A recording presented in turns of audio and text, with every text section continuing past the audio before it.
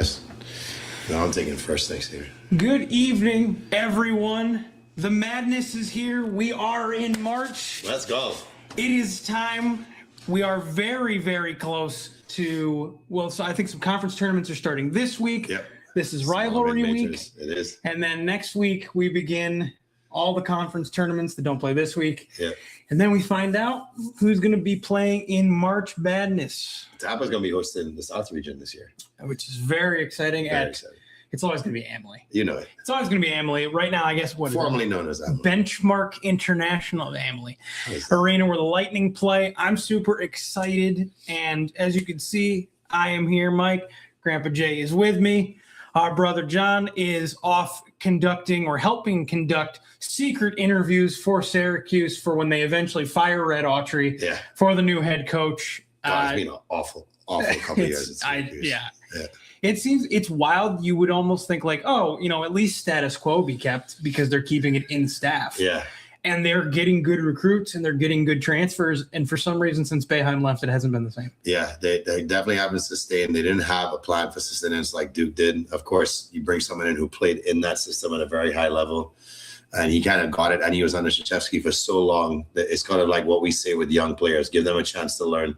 Give them a chance to be mentored. Give them a chance to understand the game on a deeper level. Then you might have success a la Jordan Love when they get their shot. So, unfortunately for Syracuse, this has not been the case. No, they probably, would you say, don't have a lot at stake this year at this point? Yeah. But this week there is fool's gold. Fool's gold. This week there is a lot at stake for a lot of teams. That's right.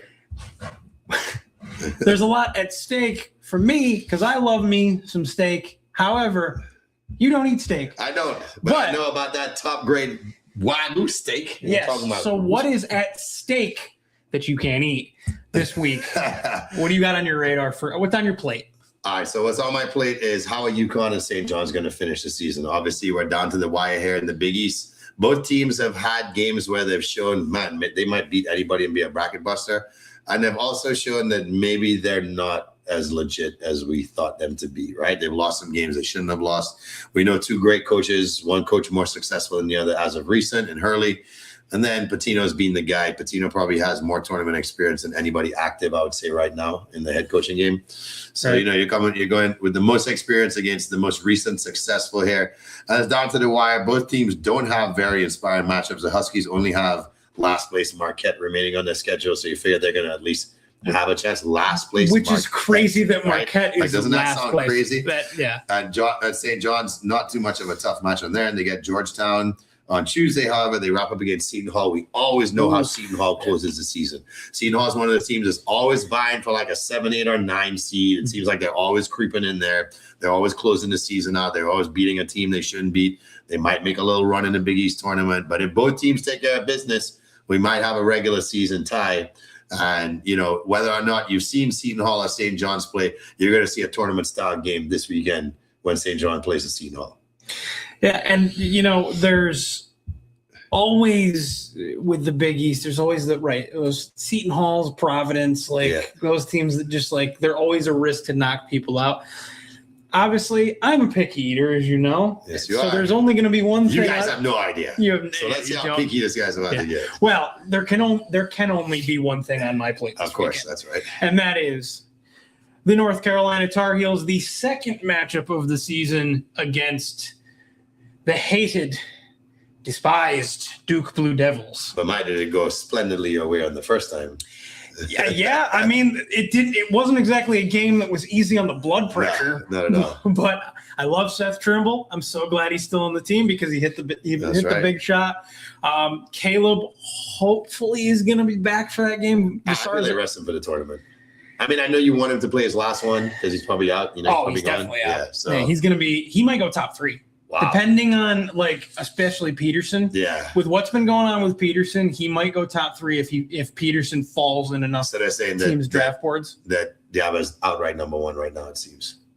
See, that's the thing. I don't understand why Boozer's not, but I feel like because Boozer's game doesn't translate as well as what they're looking for in that swing. I get wingman sort of can shoot from anywhere, can defend almost any position, athletic, runs the floor, plays 40 minutes already a game, right? You know, it kind of moves us like being managed better because Duke has more depth.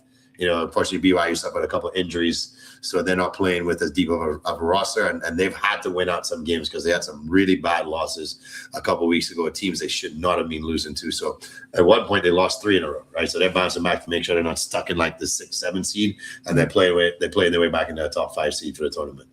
Yeah. So on my plate is the Duke UNC matchup. Yeah. I'm hoping we get another win, but yeah, I want a strong showing. If obviously want to win.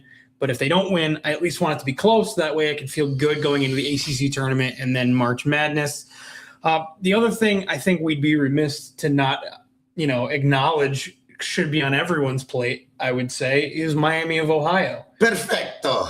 So far. La perfecto. But are they at risk of losing in the MAC tournament to just a team they take? Absolutely. They're down to their 3rd string point guard right now. And he's the guy that hit that game winner to scrape by, was it Western or Central Michigan recently. Western. Yeah. At this point right now, it's a storybook fashion sort of ending, right? You bring not the backup, but the backup's back up in, and he takes over at the end of the game. You're down by like 6. Then all of a sudden, is there magic in the air? Absolutely. And Miami is just on an absolute tear in college basketball right now. That's Miami of Ohio. We're not going to have another repeat of another down Sioux from South Florida being in any national championship game. We know that this year. So Miami of Ohio will have 2 pretty tough tests. They're going to be at where are they? They are going to be at Toledo, and then they're going to get a visit from Ohio. And Toledo might be a little bit more of a tough matchup. Mm-hmm. They already had a pretty tough matchup earlier this year, but this team looks inspired. I know our boy John went out and said, look out, big teams. I don't know about that anymore, right? When you're missing your point guard, we know how that translates in the tournament. You need your star point guard to make deep runs in the tournament. You look across the board of the Elite 8 teams last year, at least 6 of them had star point guards. That is just the blueprint of college basketball.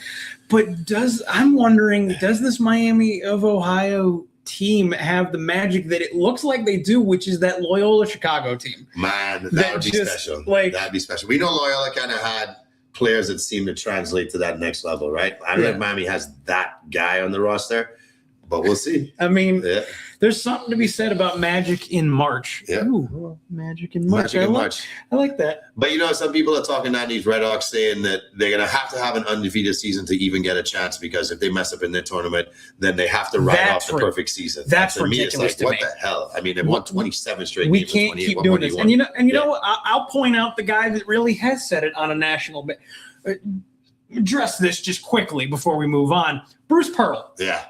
Says that if they lose in the MAC tournament at any point, that his Auburn team that's barely above 500 should get in over them. Yeah, of course. Why? And the SEC isn't even the best conference this year. SEC is deep, but the Big 12 has been the best conference across the board. Yes. And it's been more quality basketball. Are the SEC teams maybe more dangerous if they're at full health? Absolutely. Yeah. Because you have teams like Alabama that could put 90 up any night. And you have, I hate to say it, you have Florida looking like they might once again, like they did almost 20 years ago, go on a magical back-to-back run here. Did we use magic once again in a March Madness reference? Oh my goodness. So it's lining up to be an awesome year. As of now, like I said, we have some nail biters coming down the stretch. Arizona clinched with their win. Duke clinched the regular season with their win. Florida pretty much wrapped up the SEC with their win. So other bigger conferences, it's already a wrap right there. But we got teams on the outside this year that are definitely looking to rumble. We have our big 4 right now: Michigan, Arizona, Duke, Florida. Outside of those 4, we got some teams that could really throw down. So yeah, I'm excited to see kind of who steps up and who might start really building momentum in their conference tournament. Okay, get this out of the way now. Let's talk about Duke. They're the number 1 team in the country. Yeah. I don't like it. Obviously, I don't like it. They play like it. They talk like it. They communicate like it. Those players are in it for each other, and they are playing for each other at a high level. But the question is, travel back in time. Ooh. Is there any, and if so, which one that comes to mind for you, any Duke team ever that could compete with this one? Absolutely. Okay, yeah. Who's the one? That probably the 01 team. That 01 team was stacked with pros, right? Stacked with pros, led by Jay Williams. And you also had, his name's eluding me right now, the white forward that was like really good back in his day. tall white kid that was like really, really, really good for his time. Oh, what's his name? I think his dad used to be a coach. Anyway, we'll pull the roster up. Yeah, I'll pull the roster But I up mean, for you. that team was so stacked in that given time. It was almost like it's a foregone conclusion that Duke is going to be in the national championship. It's just a matter of are they going to get a game in the national championship game. And they got a little bit of a game. They pulled away at the end. But I mean, that team had, I believe, was Boozer on that team as well? Boozer might have been on that team. Hold on, I'm pulling up the That's roster. funny. We're gonna have Dad matching up against Son, correct? Yeah. Okay. Shane Battier. Yeah. Also, you might have also Mike Dunleavy, Chris Duhon. Yeah. Look at that team. Come on, Duhon. Jay Will. Louisiana boy, Chris Duhon in the house. Slide now. Let's go. So Chris Duhon, the New York Knicks fourth string point guard that I would always trade in any 2K franchise. Yeah, I mean, look at that team right there. That team was NBA stacked. That is a stacked team. Yeah. That was one that came to mind for me. The other one that came to mind, the 91-92 team. Yeah, absolutely. Yeah, I mean, dangerous. Grant Hill, Christian Laettner. Whatever. Yeah. I hate Christian Laettner. I have to. But like that team's just dominated. I mean, they took down the mighty UNLV, who was pretty much at the time like nobody's beating these guys, and they're like, oh yeah, team basketball can win. Is that the one? That's the one before the Fab Correct. Five went, or they didn't ever win one, did they? The 5-5? Did they win one? 5-5 never won. No, they never won. But they went to next year. They go and play us, right? Yep. Poor guy. We 100% should not have won that. Never lived that down. Eric Montross in the house. Big Montross. Rest in peace. Rest in peace. Yeah. I mean, I think there's a few teams that could compete because this is a good team, but it's very much so like the two rosters alone we just named on those teams, multiple stars. Yeah. Would you say outside of Boozer that this Duke team has a star? No, they don't have a star, but they have guys that would make an impact as a 6th or 7th man at some point in their career in the NBA. Yeah, no, I think, and they were talking about him at half because UNC Clemson's on right now. Hopefully UNC's winning. No, yep. Now they're winning. They just took the lead. Let's go. But they were talking about it at the half about this Duke team, and Damon Sarr, mark my words, he is the difference maker for this Duke team when it comes to winning ACC tournament and March Madness games because he is like that glue guy. He does a little bit of everything. Like, and they're routing of NC State the other night. 16 points, 8 rebounds. Not like jump off the page like, oh, he's going to drop 30 in the NBA, but he just does the little things so well. Kind of like Chaser for the Gators, exactly. Right? Where he's gonna be a monster on the board. He's gonna clean up after you. He's gonna get easy points. He's gonna get dunks. He's gonna keep you around because he's so tough, right? Exactly. I feel like certain players have that pedigree of toughness where when the pressure rises, so does their game, and you need guys like that. You need somebody to kind of get dirty and make the little plays to help like your guys like Boozer be better. All right, Cameron Boozer, and Caden Boozer to a certain extent, but mostly, I'm sorry, Cameron Boozer. I'm going to turn on right now for you the Boozer meter. Let's do it. So the question here, and we can go back and forth and name some teams. Yeah. Whatever teams really come to mind, and I suppose we'll start with Duke. How many drinks would it take for you to bet on them to win the national championship? So a sip of water. It wouldn't even take me a drink. I wouldn't even need to be boozed up to give any consideration. And I hate saying it, but this team is probably as well coached as any in the country. Mm-hmm. And these players are starting to realize their potential at the right time. They're not beating teams. They're routing teams like what Michigan was doing early in there. But it seems like people are figuring out Michigan's zone. There's a little bit of are they out shooting themselves out of games at times because they live and die by the 3? Duke doesn't. Duke plays to the tempo of the game. They shoot when they need to shoot, and they go to their dependables, and their dependables step up with them when they need that big basket or whatever it is. So they're complete at every level. And when you look at a team like that where they have very few weak spots, the question you ask yourself is, if one of their stars, the one star, isn't doing it for them, can the rest of the guys step up and get it done? And the answer is yes. Yeah, I mean, I'll say water or give me a soda, like a Diet Coke. I need a sip of Diet Coke. I just need that little bit of caffeine. No, I hate again. Coke and rum, not a rum and Coke. A Coke and Coke is what. I hate again to admit it. This is a very good Duke team that is capable of beating anybody. Like I said, Damon Sarr can help them win games more than I think people give him credit for. I mean, the only way I think you stop them is if you shut Boozer down. Yeah, you got to neutralize it, but that opens up the game for everybody else. Exactly, and maybe we see a new star emerge if teams decide to do that. Exactly, and that would be interesting. Yeah. Okay, so who's your first team you want to put on the Boozer meter? All right, my first team is Kansas. Kansas? Yeah. How many? Okay. How many drinks? Caveat question to this: is Peterson playing or not? You would have to think he plays in the tournament. You'd think, but you would have thought he would have played at least half the season, and that doesn't seem to be the case. You know what? I'll say this: I need 4 drinks. Okay. Because drinks or beers? Yes. No, yes. beers could do it. Beers could do it. 4 beers could do it, only because I think it would take me that long to fully rationalize with myself and believe that Darren Peterson is going to do everything he can to help this team. Oddly enough, the rest of their squad steps up in the second half where he disappears. So it's like they have more depth than people think. But like we keep saying, without your star, you're probably ending in the Sweet 16. Right. You know, if you make I think this Kansas team is good enough to propel them in close matchups in the tournament up until the Sweet 16. But when you really need someone of that caliber to take over, I'm sorry, I don't think he's going to be there. Whether he's on the floor or not, I don't think he's going to be there. Yeah. And that's a good point. And he's in the NBA already. In my estimation, from what I've heard about what he's been saying and doing and seeing him play and stuff like that, talent off the charts. I mean, we've talked about it before. He can score in bunches. When you're being compared offensively to Kobe Bryant and Tracy McGrady, like that is high praise. Yes. I just don't think it's here. And especially in college basketball, it has to be here too. But people said that about Tracy in his rookie year too, right? Like talented guy, he's not really engaged, and then he's like, "All right, I'll show you. Just give me a chance to grow up. I'm freaking a high school kid, you know." So well, you have 2 weeks. Yeah, you have 2 weeks to grow up. So what about you? How many would it take for you to bet on Kansas? It'll probably take me a half a bottle of rum. Ooh. I'd have to go straight into Captain Sparrow's stock. Buy his rum, hose going. A good 500 bro.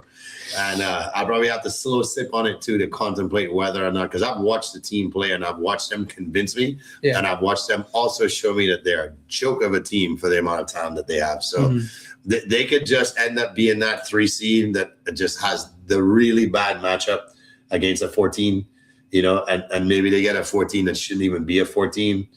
Be it like, a team that maybe just scraped into the tournament. They're like, all right, let's give them a play-in opportunity or something like that. So we've seen that happen before, right? With some of these Big East teams, these ACC teams, NC State, as an 11 or something. So I would hope for their sake, I'm on them. I'm like, look, I'd much rather be high than be one of those 6 or 5s to get that 11 or 12, because I think they're in trouble if they get a good 11 or 12. Yeah, I just don't trust them. Speaking of not trusting them, my next team, UConn. Yeah, man, this one is so hard for me because you're talking about a team that has the pedigree, and they obviously know that this coach knows how to win deep in the tournament and has done it back to back, and they fight. He has a fighter's mentality. I'm just not sure that they have the caliber of players that can hit shots when they need it. You have to have certain guys. If you're down 6 or 7 late in the game, you can get 2 quick threes, and now it's a 1-possession game. I just don't see that from them this year. So, I don't know if they can play their way back in and claw their way back in once they get to play that high talented team that also has great defenders. I just feel like they're going to crash out right around the Sweet 16. If they get to the Elite 8, it's probably because they have a favorable bracket. Meaning teams get knocked out early. Yeah, is it me, or does it feel like the back-to-back hangover is real? It hasn't gone away yet. Yeah, it's real. Like last year, it was like, okay, this is what we expected. They looked good, but they weren't going to get another one. Yeah. And this year you go in and you're like, okay, they lost some key pieces and stuff like that, but okay, they got to kind of refresh. Like Castle is a stud. Yeah, Castle's a stud. Klingen's a stud. Yeah. But you would think like, okay, they've got a year. They took a year Now they're going to be back, and it's just like it's still kind of lethargic, still kind of slow. It's like that Kansas team, except for not with the – luckily for them, not with the issue of are you going to have your star or not. It's just like some nights, right, you look fantastic. Yep. You look like UConn. Always looks. And then other nights, it's like, really? What? Like that's the effort? What are you doing? Right, like what are you doing? What are you doing here? I think they make it through the first couple rounds because they're UConn. Yeah. I will say it'd take me a quarter bottle of whiskey. Damn, you going with the whiskey? I'm not I much just choked on that. Having to take straight whiskey. Feel burn? Oh, it's right here, guys. Right here. We're just sitting. Oh, I got a whiskey burn. Yeah, I would say it would take me. Yeah, I'd have to get. I don't think I need whiskey. I probably need about a 6-pack of Heineken. And you know me, I get drunk on a 6-pack of Heineken right now, so I need to get drunk. Yeah. All right. So who's your final team? So we're going with who in my boozer meter. Let's go with Michigan State. Oh God. Shit. I need a 12-pack. Oh, my guy brought out the 12er. Which you know me, I'm gone. I'm going at probably 6, let alone 12. Like okay. You know how sometimes people go to make bets and your buddies just have to grab your phone? Same thing. You got to take his keys. Mikey, stop. Take the keys away right now. Right. You're not driving. You're not driving. No more. Here, drink this water. Man, it's just maybe my perception of it, but I swear the last decade, every year, I start to trust Michigan State. You guys just got a toilet bowl roll of 3 right there. So for 3. 3 bounds 3. Every year for the last decade, I've trusted Michigan State less and less. God, they looked the part earlier this year. Though they were playing great basketball this start of the season. I swear that's their year. It's every always right. year. It's always their ammo. Yeah, it's always there. But they start 9-1, and then they lose 4 out of last 6, next 6 or something. 10, right? 2 teams they should beat, and then they hit Big Ten play, and it's like Kansas and UConn. It's like, oh, great. No. Yeah. No. Yeah. I think they ride off the coattails of their coaches are great, so the team should be great too, right? Right. Not really. Yeah. Also, he's the type of coach that's starting to feel like he's about to. Like his time is coming, for sure. I'm good. Yep. I've done everything I can do. Yeah. He's I swear he's the next in that line. Yeah, I think so. Because it's Coach K and Roy and Boeheim and Larinaga and Pitino and right. It's like, I'm good. Jay Wright and Tony Bennett were surprises. Yes. They were a little younger when they decided to hang them up. So it's I mean, how much would it take for you to bet on Michigan State? What's in here? 151 proof, ladies and gentlemen. Jesus. I would need to be blitzed off my face to say the words "Go Spartans." Woo! Yeah, I don't think there's any way this team can make a deep run. They have probably one of the most electric players in the country. I mean, this guy is just high flying as it can get, but they struggle to score, and the defense isn't good enough to shut down great offensive teams for an entire game. So I say at best, and this is a reach, at best the Sweet 16, but I think that's even a reach. First round. I got him out first round. I think they catch some upstart, mid-major team that's ready to put everything on the line, and the athleticism is. I mean, isn't enough. The West, things are looking good out west right now. St. Mary's just upset Gonzaga, and San Francisco is always a tough team as well. They're thinking about all of those 3 teams being in. So the Dawns. The Okay, before we leave the boozer meter, we have to. Kentucky. No, moving on. Next. Kentucky. Let's go. No. Drink. How much faith does he truly have in Mark Bell? A rum distillery. The whole thing? The whole thing. I will die intoxicated before I say those words out of my mouth this year. The team does not look like one. And that's the sad part. You know, Owe is an NBA player, and when they need a basket, they go to him. Other than that, they play terrible half-court offense. They struggle to find a shot. They struggle to do the simple thing. And the defense is so leaky and has been leaky for 2 years, where teams that shouldn't put up 80 can put up 80 easily against them. It doesn't look like they're balanced on any side of the ball. They have the key pieces. Losing your star point guard, like I said, is never good for a tournament run. And yeah, I love you, Owe. And, you know, I love my Cats, but sorry to do you guys so dirty this time. I just feel like last year was almost a fluke. Yeah. We made that run to the Elite Eight. I just don't think we get close to the Sweet 16. I think we're a second round exit this year. More on the fact we're going to be a 6 or 7 seed and we end up playing, you know, a 2 pretty early in the tournament. Yeah. So I think you have the potential to get to the Sweet 16. I think you're talented enough to do that. Not as a 7. Just you know, I don't think we can beat any 2 seeds. It's the consistency for me. Yeah. So yeah, I don't know if I would go as far as that's a fan basis of wanting an entire rum distillery. I don't know if I can go that far, but yeah, let me get through like a bottle of like Kahlua or something. There we go. Yeah. All right. Mikey taking it back, guys. If you know back in the day, Mikey was all about these high cholesterol, high sugar. Give me the sweet, give me the fruit, give me the jude. Mikey was drinking it. If it was red, blue, you name it, whatever color, it was in his cup. It's true. We had a whole segment about it. You should go back to the old episodes and check it out. But there's a reason why we stopped, and you can tell if you watch further episodes why we stopped. Yeah. It was very good for me. Yeah. All right, go ahead. You can throw it back on me. Yeah, he was prepping himself for the winter, guys. That's just that. Yeah, a little bit. A little bit. I don't know. I don't know. Well, what do they make me drink? What does UNC make me drink is the question. Yeah.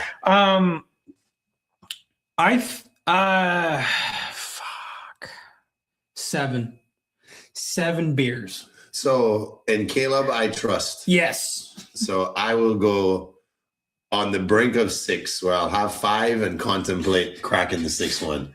But they may convince me with a great game against Duke this weekend. If they sweep Duke, then I might only need 1 beer. Well, I don't know. Even if they sweep Duke, I don't know if I could sip on 1 beer and bet on them 5 minutes later. Yeah, I mean, I want to feel good about them. Honestly, it's all about what version of Vassar shows up in the tournament. Early in the season, no defense, no physicality for a big man, and that was a problem because he's not good enough of a shooter to, make up for that. Yep. Lately, and he's been hurt. He's actually back tonight. I've liked the way he's played. So hopefully it's this version, not that version. So give him a 7, a gentleman's 6-pack. A gentleman's 6-pack. Now, we talk about versions. We need the perfect college basketball player. We're ready.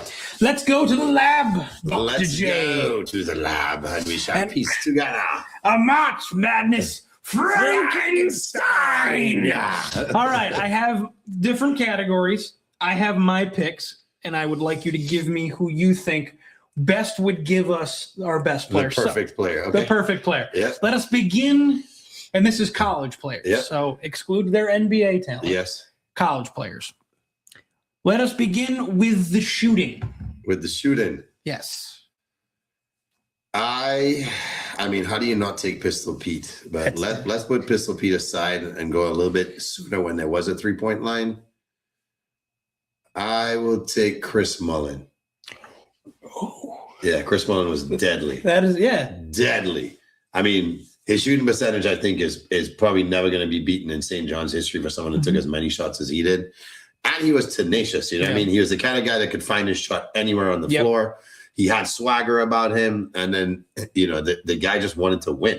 And he didn't care what St. John's. Who cares what I'm wearing? I don't care what uniform I'm wearing. We're winners. Right? Winners, and he brought that mentality to the court. And he's probably one of the most underrated college players, I would say college basketball players of all time. Like, people don't realize how good he actually was. No, that's a good pick because, I didn't have appreciation for Mullen really, actually, until I met you. Yeah. And you really started pointing out some of the older college players to me, before me. Yeah. And I was like, not to point out the fact. Grandpa J knowledge right there. Exactly. And I was like, oh, damn. He's just getting shots off. Okay, so we'll throw in the shooting of Chris Mullin. Let me mix in the shooting clutch of Cardiac Kemba. Oh, hell yeah. Yeah. So if you get Chris Mullins' ability to shoot with the clutch shooting of Kemba, anywhere on the court, anywhere, give the man the ball. Anywhere, anyone guarding him, give the man the ball, and just let him ISO. Yes, like Kemba for me, at least in my early generation of college players, he was the epitome of, and I know Melo and stuff like that, right? For me, guard wise, epitome of like ISO. Just disgusting. Give him the ball. Everybody back up. Get ready for the. It's the Kobe. You want to pass? Get the rebound. All right, moving on. Defense. Hakeem the Dream Olajuwon. You got to go with Hakeem the Dream. I mean, the guy blocked everything in sight. He could jump for a 7-footer. He could run the floor and run you down and block. I mean, there's plays in Houston late in his career where he's running down people a la LeBron James. You think that's LeBron? Olajuwon is one of the first guys to show you that he could run people down from half court and take care of business. And that team was absolutely gross. Phi Slamma Jamma, ladies and gentlemen. The Glide. Yeah, Hakeem was a monster. Yeah, I like that. My pick was Josh Hart. Yeah. Similar in the sense of like just everywhere. He was everywhere on like if you were a wing player, good luck. Yeah. Like wing player guard, he got center. I saw him guarding up some centers during their run. Like I appreciate the energy, the effort that he always put. We talked before about needing a glue guy. He was like Nova's glue guy that they really needed. So, I went Josh Hart. Shutdown defender. Absolutely. Yep. All right. Next up, rebounding. Oscar Tshiebwe. you. I mean, the guy was averaging like 16, 17 rebounds a game, and he was National Player of the Year, right? Mm-hmm. So you can't really knock that. But if we want to dip into who was just dominant on the boards, I mean, he was dominant. You know, like he really was. The guy would average more rebounds than he would points on the regular. Yeah. So I'm gonna stick with my Oscar Tshiebwe pick. I like that pick. I do like that pick.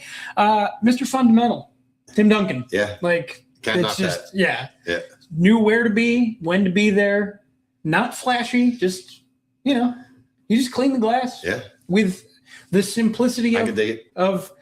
And he went to the perfect place. Mm-hmm. He went to the perfect place for him. So I'm Tim Duncan. All right. Stay inside. Paint offense. Len Bias. Oh. Unstoppable. I like that pick. Unstoppable. Not a name that gets mentioned as much anymore. No, unfortunately. I mean, people said that he was the ticket, not Michael Jordan. Yeah. He was the ticket. He was the guy. He was the heir to Larry Bird. Yeah, he was the guy.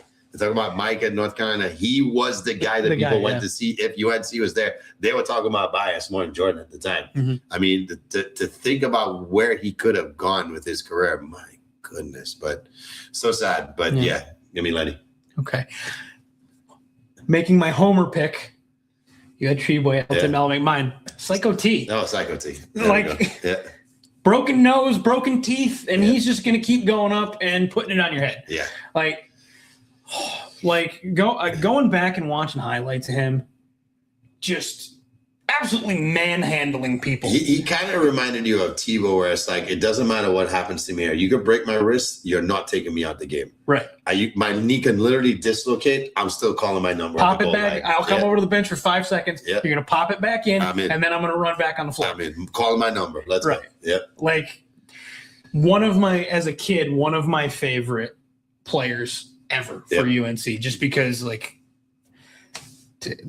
just psychobot,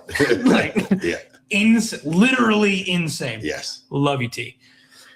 All right, athleticism. There's a lot of good guys. There's a lot of great guys. I might have to go with Allen Iverson. Yeah, I like it. Yeah, I might have to go with Iverson. Iverson was jumping over everybody at 6 foot. I mean, Georgetown highlights were like, what? Whoa! What? He could do, and not one hand, two hands. Like, boing. Perhaps D Rose could kind of get sprinkled in there too. Yeah, Memphis D. Yeah, a hybrid of those two. My goodness. When's he coming down? Ladies and gentlemen, he has literally left the building. Popcorn. There ain't no stopping Obi Toppin. Oh, here we go. We got an Obi Toppin playing there. Literally a Dayton flyer. Yeah, that kid was a high flyer for sure. I so wanted him to be so good with the Knicks. He was very Vince Carter like in a bigger body. Yeah. He's dunking everything. Which is what was crazy is like, how big you look him up on the roster, how big is he? He's like 6'9", 230, and he's taking off like that. Like big. And he was, I feel like he was the start of a group of guys like the guy at Michigan State that are just bigger bodies that all of a sudden can jump out the gym. He just always impressed Honorable me. mention, Kenyon Martin. Yeah, not heralded enough for how good of a player he is or was and how much of an athlete he was. Mm-hmm. Because people's memories of Kenyon Martin is Nuggets. Yeah. It's like Nets and Nuggets Kenyon Martin where he had to fit into being a 4. Yeah. Because at that point it was still very like regimented positions. Yeah, play the position. Right. Yeah. So he became more of a back down, like paint. Like, get an offensive rebound, put it back up, alley-oop kind of guy every now and again. Yeah. Especially on that team, he goes to the Nets where it's like we have Kid, okay, there's the handler. We've got Jefferson. Yeah. There's the wing shooter and 3-and-D type Vince. guy. And we have Vince. Yeah. There's our high flyer. Yeah. Kenyon, get your ass in the paint. on the outside, putting it up. Yeah. Get your ass in the paint. Yeah. Absolutely. It's you and Chris Kaman. So are we ready to pull the lever on our Frankenstein? Not yet. Two more things are needed. All right. Handles. Ooh. Again, a lot of good options. Wow. I don't think Kyrie played enough for me to say Kyrie. Even though we know what Kyrie was, but we didn't see enough of him in Duke, right? We knew it, but it's like, come on, 9 games isn't that much of a sample size. Man, this one's tough. They've had so many great ball handlers. I'm going to defer to you. Let me see who you come up with first. I actually said Kyrie. Did you? Yeah, I know it's a small sample size, but my God. Yeah, it was sick. It really was sick. Steph? No, I was He excited so much. wasn't, He wasn't much of a ball handler. I mean, I'm going way back here to think about, some other players that were just kind of magical with the ball. Who's a good name? De'Aaron Fox. Yeah, I like that. Yeah, pretty crazy inside-out crossover, too fast. Actually, no, John Wall. Wall. I'll go with my pre-De'Aaron Fox boy. I'll go with John Wall. Yeah. Dude, I was Yeah. all high school when shout out to Troop 41. Yeah. That song, fantastic. Hell yeah. Fantastic. All right, finally, before we pull the lever and see if this Frankenstein lives, passing. Stockton to Malone. Not NBA. Yeah. One of the greatest passes of all time in college basketball. I'm trying, it's eluding me now because I know there's a name I'm forgetting. And I have a name. Dominated. Throw it out there. I have a name that the youngins don't respect enough. Yeah. Jason Williams. Not Duke Jason Williams. Give me West Virginia white chocolate. Oh, hell yeah. Jason Williams. All day long. Let's go. They do not respect white that man enough. House, boy. Jason Williams is the guy. Dude. That's the guy. Passes. I've never. Alley-oops like nothing. Like nothing. He won a state title in West Virginia before going to West Virginia. Do you know who? Little trivia question for you. Yeah. You know who was on that team? With him, Randy Moss. Yep. And I heard him get asked, like, what would it have been if Randy Moss hadn't gone to play football, if he had gone to play basketball instead? Imagine both of them went to Florida together. My goodness. What would you guys have done? Well, they asked him, like, what duo could you have beaten in the NBA? But it was a dumb thing. Yeah. Because they asked him about like the best duos ever. Like, which of these following 7 duos do you think you and Randy Moss could have beat? He's like, me and Randy were great in high school together. They're like, okay, Shaq and Kobe. Come on. He's like, how do any of them match up against either one of them? So yeah. Stockton and Malone. Yeah. Magic. It was like Magic and Kareem. Like Jordan and Pippen. What Jordan and Pippen? Like what? Yeah. Listen, and he's Just put us in NBA Jam, put our skills in there, and we'll play. that. Right, exactly. An NBA Jam, NBA Street, well, great. Yeah. However, why are you asking me about a group with like groups of Hall of Like Famers? Hall of Fame, like up there, top 3 all time of lists. Yeah, that's just dumb. Don't compare them. But yeah, pretty freaking amazing duo in high school basketball. I know Randy was catching stuff from everywhere. Well, you see how athletic he is in pads and cleats and helmet and all that. Mm-hmm. If you put shorts and like a jersey, just a loose jersey on him, how much is he going to fly? Well, speaking about flying athletic, I know they've exhausted it this week, but perhaps the most athletic we've ever seen at the combine. Is he overall the most athletic guy we've ever seen? Ever, period. Forget about position. Styles? Yeah. Period. Like, it's insane. It's not even close, right? It's not even close. Yeah. Now, it's the combine. We'll see how it translates to the NFL, but it looks like he's got a pretty good shot. Yeah. Also, shout out to... And why is he not shooting up draft boards yet? Because, I don't know. The film isn't good? I don't know, because it's his brother that's undersized. Yeah. But his brother's a safety. Yeah. So, like, So his okay, brother has a he's good size for a safety. Yeah. I don't know. He's 6'5" at linebacker. Like Miles Turner kind of. Like, you know what I mean? So, like, what? I don't get it, man. I don't Miles understand. Garrett. Was it Miles Turner? Like, Yeah. It's like, what are we missing here? With the potential to get bigger when you're on an NFL team that literally gives you all the resources And to faster. do it. And faster. And stronger. Yeah. And he's already big. Yeah. And fast. Yeah. And strong. Yeah.